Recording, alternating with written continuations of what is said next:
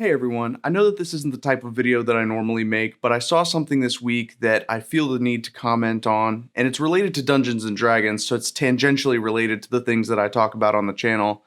Anyway, I hope you enjoy it. So if you follow any of the business and leadership gurus out there like Gary Vee or Oleg Vishnopolsky, I hope I pronounced that right, then you've probably heard of a guy named Simon Sinek. Simon Sinek's Start With Why TED Talk is one of the most watched TED Talks of all time. Last time I checked, it was the third most watched TED Talk of all time. So he's a pretty influential guy, and people have been trying to model their business off of the principles that he established in his book ever since then. So Simon Sinek dropped a video this week on his channel, and it was of a talk that he was giving on game theory, which is a subject that he's been covering a lot in a lot of his lecture series, and it's the topic of his latest book. So as I was listening to his talk, I couldn't help but think about the rise in popularity of Dungeons and Dragons lately, especially among my age group, millennials, and the way that the leadership strategies of a dungeon master relate pretty closely to the strategies that he talks about when navigating finite versus infinite games. So it makes me wonder if perhaps there's a correlation between the popularity of Dungeons and Dragons among millennials and the leadership strategies that Simon Sinek talks about. Now, I believe that leadership is not something that you're born with. It's a skill, just like any other skill, and you can train it the way that you would train a muscle. And so the theory that I'm proposing is that by training leadership strategies in a game of Dungeons and Dragons, you can prepare yourself for leadership in the business world. So I'll be referencing a few clips from his video here, but I'll leave a link in the description to the full video so that you can check out the whole thing for yourself. So let's hop in. And in it, he defines these two types of games, finite games and infinite games. If you have at least one competitor, you have a game. And there are two types of games, finite games and infinite games. Finite games are defined as known players, fixed rules, and an agreed upon objective. Football. We all agree to the rules of the game, and we all agree that whoever has more goals at the end of the game is the winner, and we all go home. An infinite game is defined by known and unknown players. The rules are changeable, and the objective is to perpetuate the game, to keep the game in play. So what I propose here is that Dungeons & Dragons, by its very nature, is an infinite game.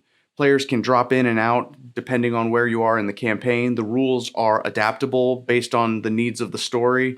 And if you view it from the context of the players versus the machinations of the DM, neither side really wants to pummel the other because the objective is not to destroy your opponent, but to sort of work together to advance the narrative that you're trying to play out. When you pit a finite player versus a finite player, the system is stable. Football is stable. When you pit an infinite player versus an infinite player, the system is also stable. The Cold War was stable because we could not have a winner or a loser. So I think that this speaks to that sort of unspoken agreement between the players and DM that when you come to the table, you're not coming to beat one another, but to be involved in a cooperative storytelling experiment. So like if you go into a game of Monopoly, you go into it knowing full well that there's a chance that you might lose. You might land on Boardwalk when your opponent has a hotel there and then you're bankrupt. But in D&D, it's not like that. It's a cooperative game. There's no such thing as winning or losing an infinite game. What happens is when the player or one of the players runs out of the will or resources to continue to play, they drop out of the game. Now, we all know that one guy who just ghosts on a game and never shows up for any sessions. I've been that guy. Problems arise, however, when you pit a finite player versus an infinite player.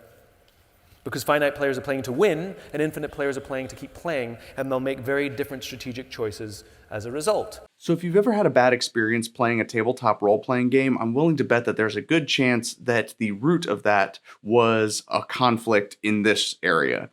Maybe the DM is railroading the players because they're not going the way that he wants them to go, or maybe there's a player being a jerk because they didn't get to strike the killing blow on that hill giant.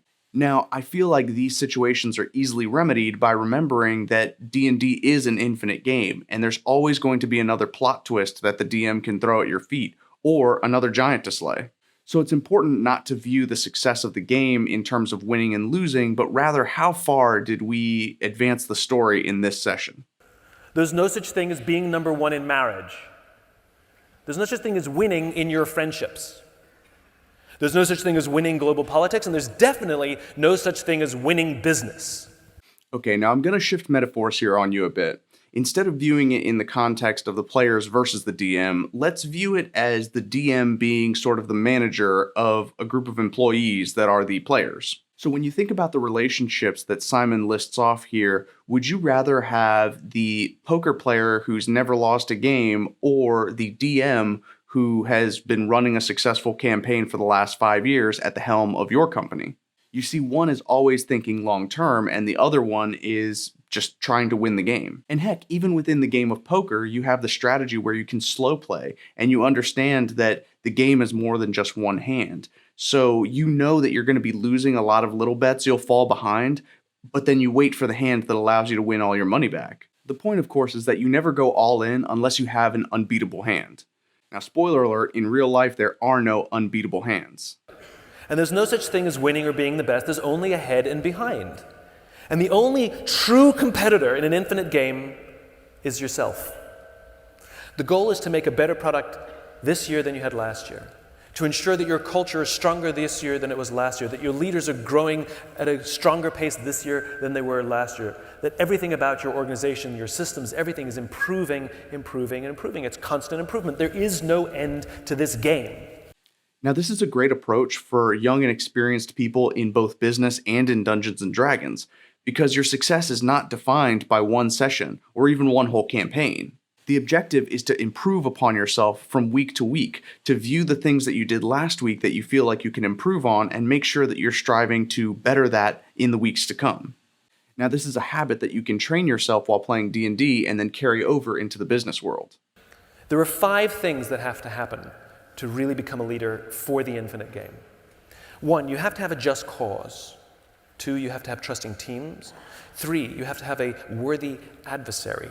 4, you have to have existential flexibility. And 5, you have to have the courage to lead.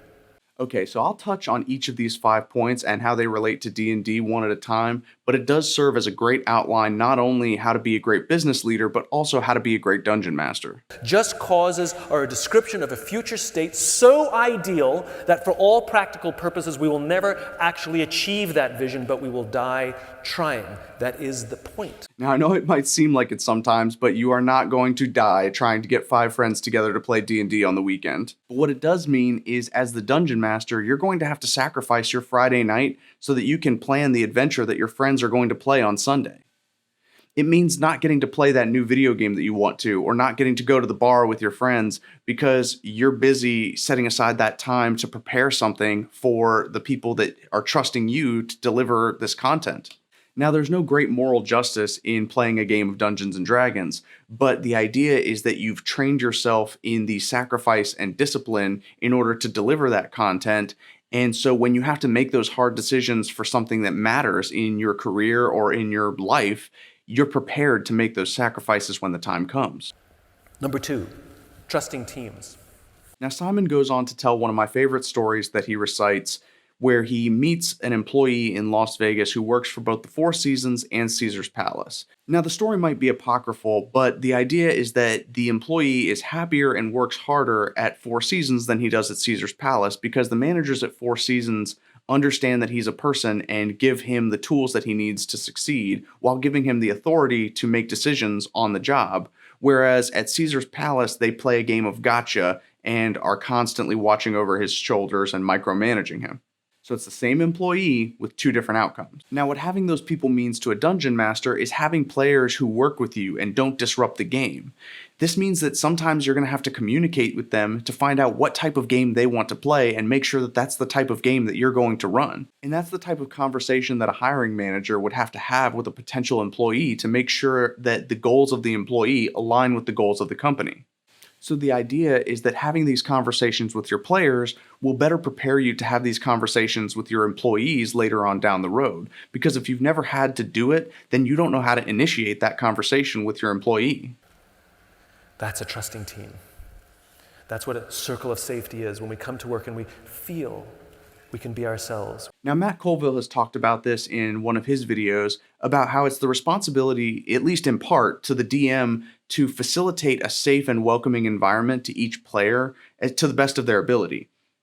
This means making sure that players aren't bossing each other around and that each character in the story gets an opportunity to shine and feel important, like they're making an impact on the story. Now, sometimes what that looks like in D&D is trapping the barbarian in a force cage so that the druid has an opportunity to cast the killing spell on the big bad evil guy. And again, the point is that experience in these exercises in D&D is going to better prepare you when you have to try and balance the egos of your employees. It's because the people who work there feel safe, they feel like they have agency, they feel like they can make decisions in their own jobs, and they feel like their leaders trust them to do the job for which they've been trained to do. So here, Simon talks about why we prefer to be customers of companies that have strong leadership and have good people. And did you see the word that he used there? Agency. Now, we talk a lot in Dungeons & Dragons about player agency and what can go wrong when the Dungeon Master takes away the player's ability to choose what's going to happen to their character in their story. And so what happens when a DM takes away players' options and railroads them? The players quit. So Dungeon Masters have to trust their players to roleplay in a way that advances the story so that everyone can enjoy it. And again, it's the practicing of that trust with your players that's going to better prepare you for when it comes time to trust your employees. Worthy rival. Now this raises a good question for the Dungeon Master. Who is your rival in D&D? Is it the players? Or is it another DM? So I said the only true competitor in an infinite game is yourself. But what you have to have is a worthy rival. Someone who is better than you in your own industry, perhaps. So for this example, I'll talk about having another Dungeon Master as your rival. So my friend Chris is another Dungeon Master, and he is awesome. Brings a whole tote full of minis, and he's got stacks of maps and lore written that he constantly references throughout the story. But the thing that really stands out to me and drives me crazy is how good he is at narrating the descriptions of people and places. So when I'm DMing a game, I know that one of my biggest weaknesses is descriptions. The most you'll ever get from me is, "You're in a cave. It smells musty." Now contrast that with the paragraphs of prose that Chris has prepared the night before, where he says, "The walls were slick with mildew. You hear the chattering of goblin teeth throughout the cavern. The dim orange flicker of torches can be seen around the corner of the next passage." So what Simon Sinek is getting at here is that you need to have rivals in your life that make you insecure about your own abilities. People that are better than you at certain things so that you can look inward on yourself and look at the areas that you need to improve. So if you're never forced to face your own shortcomings, not only are you never going to get better at those things that you need to improve on, but you're also not going to get any better at taking criticism. Number 4 is the capacity for existential flexibility. So he gets kind of deep here because he talks about another difference between finite and infinite games is that in a finite game, the game ends, but the players go on. You know, the game's over, but we all get to go home. But in an infinite game, the game continues, but the players drop out. We all die eventually. The capacity for existential flexibility is quite simply a dramatic shift in strategy because you find a better way to advance your cause. So now what Dungeon Master hasn't had to pivot and change their whole campaign because their players managed to murk the big bad evil guy in the first act? Or what player hasn't had to roll a wizard character after their fighter character was killed by a spell that forced a wisdom save that they only had an 8 wisdom score? Or when have you had to start a whole new campaign because the players were level 20 and you couldn't challenge them anymore? The idea is that Dungeons & Dragons forces you to be adaptable because you can't get attached to any character or storyline because characters die and storylines end. So Dungeon Masters know all about having to kill your darlings, and that's a valuable skill to have in the business world. Sometimes you're going to have to pivot your entire business model in order to stay true to the purpose that you started your business on in the first place. Which leads to the final point, the courage to lead. I always joke that it's a little embarrassing that I have to have courage on the list. But the reason it's there is because everything that I have told you today is unbelievably difficult. Well, I hope that that should be clear by now, because we've talked about sacrificing your time and energy, we've talked about creating a safe space for your players, we've talked about admitting that there are people that are better than you, and we've talked about having to blow up your entire campaign just to keep the game going. So while Dungeons & Dragons is a lot of fun, for a Dungeon Master, it's hard work. But the advantage is that Dungeons and Dragons is still just a game. The stakes are lower, and the biggest risk that you have is that you're not going to be able to play anymore. Whereas in life or in business, in order to make some of these sacrifices, you might have to give up your entire livelihood. So my point is that Dungeons and Dragons desensitizes you to making these sacrifices in a low risk and fun environment so that when the time comes when you have to make a choice about something important, whether it's in your life or in your business career, you're already prepared to do that. We are the players in an infinite game. We're born, we die, we come, we go. The game goes on with us or without us. The game doesn't care.